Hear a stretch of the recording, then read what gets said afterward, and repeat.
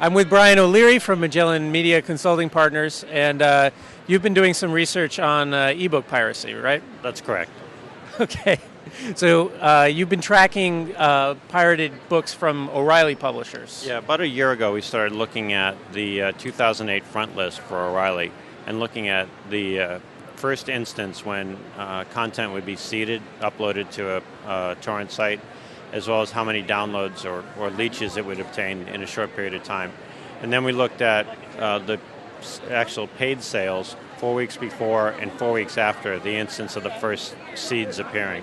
Okay. And what conclusions did you come to from that data? I can't say that we have any conclusions at this point. However, we do have data that suggests for 21 titles, a couple of things are really interesting. The first is that the average lag time between a book going on sale and it actually being seeded on a torrent site is about 19 or 20 weeks, so a lot longer than we thought it would be.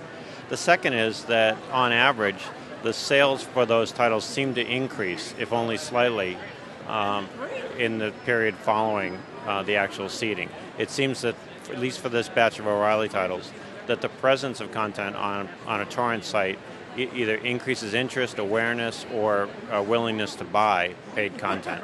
Now, does O'Reilly come out with their own ebooks of all of their titles, or how much of their titles?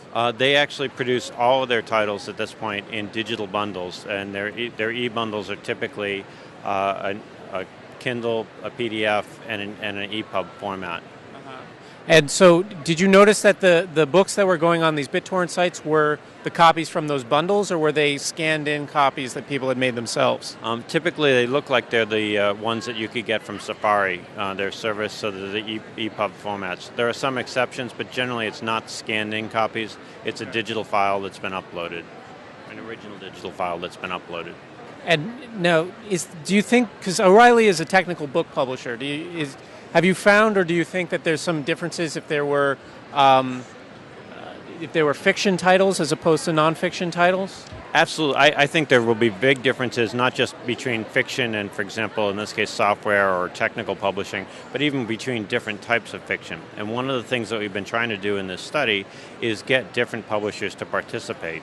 The value of that is that we can then mix and match different types, so front list, back list, science fiction, romance, etc. And of course, publishers are cautious, appropriately cautious, in joining studies where they have to essentially contribute sales data for us to be able to do the analysis. So it's been a one-by-one process. We do have Random House contributing at this point several titles that they've done experiments on, free experiments, where they've taken, say, a PDF or an ebook for a given title, used it to promote content and sales, and we've been evaluating that as well. And that's actually been pretty successful for them. It seems to have increased sales in this study that we looked at about 6.5% in the post-promotion period. But you mentioned that the results were a bit different when they studied Tor.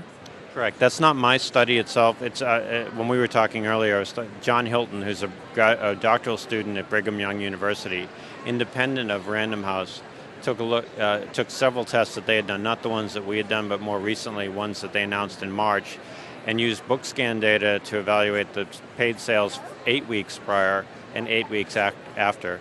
He saw an 11% increase using that methodology. Before and after they start getting seeded on the BitTorrent sites. This is not piracy. This is actually use of free content to promote paid sales. Oh, okay. So that's a bit different. Yeah, we're looking at the two in tandem because we want to gather as much information as we can. In his assessment of the free tests, which were Random House saw an 11% increase using his methodology, whereas Tor saw a 26% decrease using, it's a smaller set of titles, but it was an effort on their part to use ebooks and digital content to promote more Tor books, and it did not appear to work using his assessment. And do you think that is because of something to do with science fiction titles in particular? It could. I mean, certainly when you see that big a swing, you want to look at the type of book or the genre or the type of test. I mean, keep in mind that not all digital tests are the same. If you're promoting, for example, if you're using digital content from the first book in a science fiction series to promote the nth book, it's different from using digital content to promote the current book. So you want to sort of capture all those things and then start to mix and match over time. Yeah, which seems to me, I mean, is a problem with a lot of these statistics, because I've gotten free books and then gone out and bought other books by the same author because I liked it, or gotten free books and not liked the formatting and then gone out and bought the print books so that I could read it. So it seems to me that a lot of these statistics can be deceptive or be not exactly meaning the things that people think they mean. Yeah, well, I think we've been really careful in our study to say correlation and causality are two very different things, and we don't have enough data today to tell you what the causality is. We can tell you there's some correlation, and certainly there's a growth in sales on the piracy front when in the period after piracy occurs. However, that doesn't mean that it's necessarily good for every type of book, because we've only been looking at O'Reilly books, nor is it necessarily the case that it would be bad axiomatically for books that haven't done that well just yet. We don't have that many data points. What it does suggest more than anything else to me is to not just make a blanket decision about the strength or the weakness of a piracy enforcement action, but to go out and find out what's actually happening and why. Using your example, what are people doing when they find content and why are they doing it? Because I think the purchasing experience is a lot richer when digital media are involved. It can and it can go online, it can go offline. We just don't know enough, and I'm afraid that our pure efforts, the AAP type efforts at enforcement, are too narrow and too focused on eliminating piracy when in fact it could be to the advantage of some types of books. To have piracy. To have piracy. And there's a movement away from DRM with a lot of ebooks now.